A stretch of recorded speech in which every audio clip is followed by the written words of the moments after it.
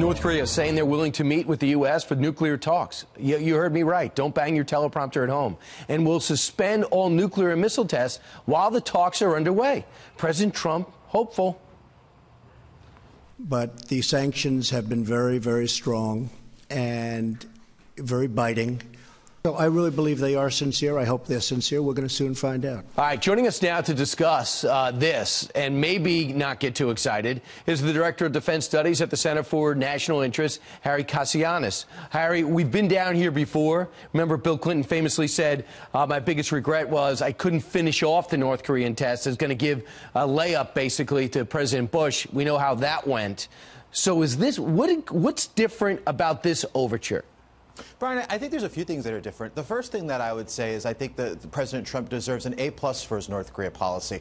You have to remember, President Bush, President Clinton, President Obama, they all punted this issue. The biggest mistake they all make is they didn't make North Korea one of the focal points of their foreign policy.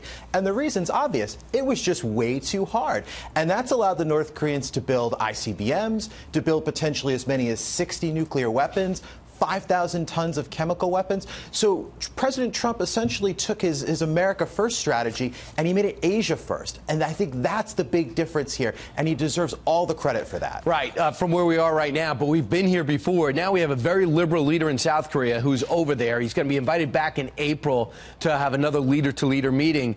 And he's pushing for us to do something and maybe answer. They said they'll put their nuclear program on hold, but they don't promise to stop making missiles. And they, of course, their ultimate goal to get us to withdraw from the peninsula because their national security would no longer be at stake. We have not shelved any war games that we promised to do this spring. So what would be the right next step for this administration?